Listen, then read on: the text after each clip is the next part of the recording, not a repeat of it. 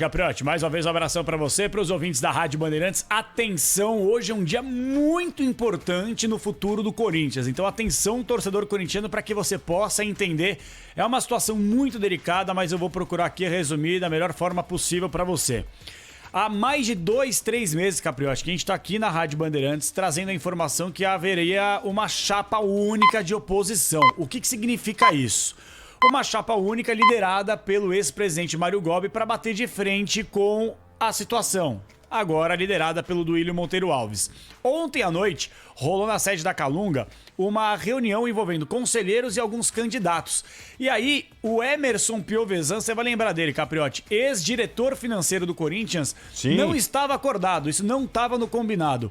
Ele pegou e foi colocado para ser candidato à presidência, porque a chapa do Paulo Garcia entendia, o Paulo Garcia não será mais candidato. Assim como aconteceu nas últimas eleições, ele acabou desistindo.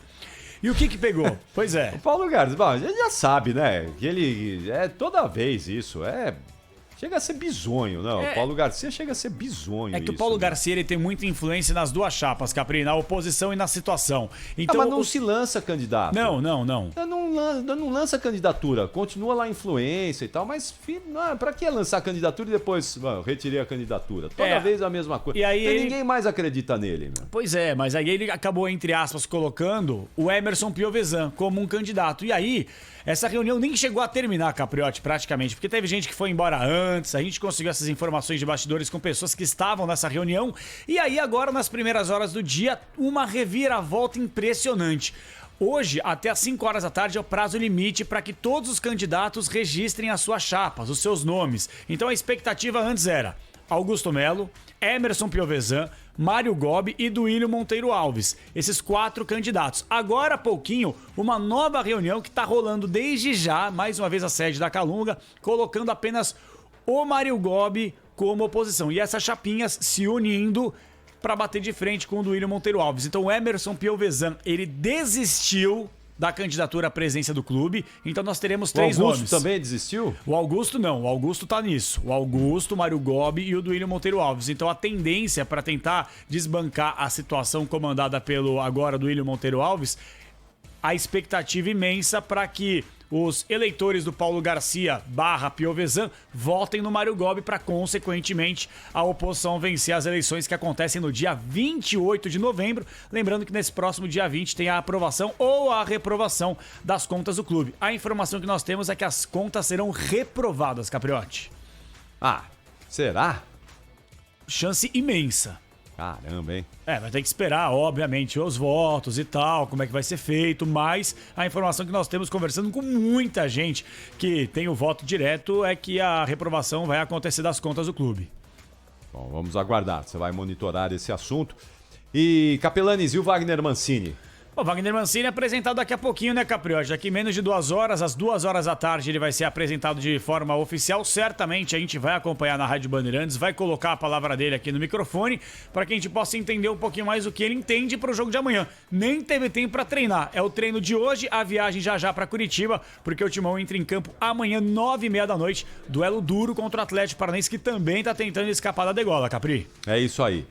Muito bem, então tá aí o João Paulo Capelanes, a gente vai acompanhar com o Capelanes daqui a pouquinho a entrevista coletiva do Wagner Mancini, se ele soltar uma grande bomba, uma pérola nessa coletiva, o Capelanes entra no ar aqui com a gente imediatamente, né? Difícil, coletiva de apresentação, aquele papinho de sempre, né? Aquela conversa de sempre. Mas é bom pra entender, viu, Capriotti? É bom pra entender porque tem uma possibilidade grande de algumas mudanças drásticas na equipe. Todo mundo lembra que o Cássio foi expulso no último jogo, né?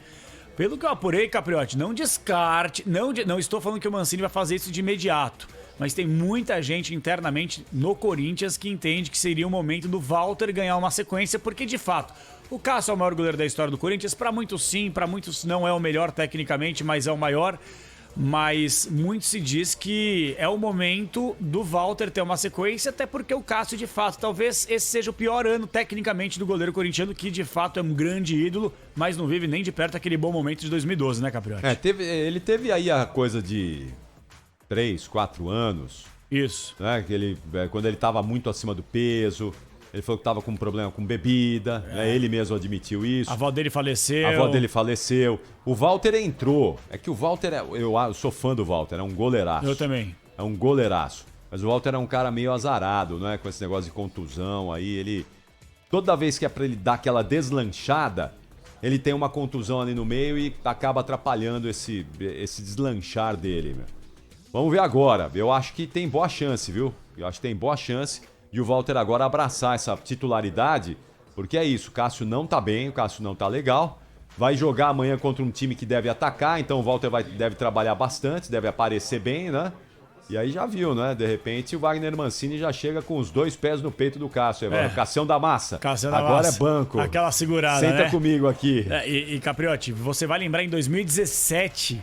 O Cássio foi chamado para defender a seleção brasileira, o Walter entrou como titular, defendeu um pênalti, teve aquela lesão e o Atlético Paranaense perdeu para o Corinthians por 1-0, que foi o gol do Giovanni Augusto, que depois acabou rolando o título brasileiro mais um do Corinthians naquela temporada. E aí o Walter ficou quase 4 meses sem pisar nos gramados reais, como você falou. Ele infelizmente tem uma carreira muito boa dentro do Corinthians, são 7 anos de serviços prestados, mas com muitas lesões colecionadas, até por isso ele não tem nem 90 jogos com a camisa alvinegra.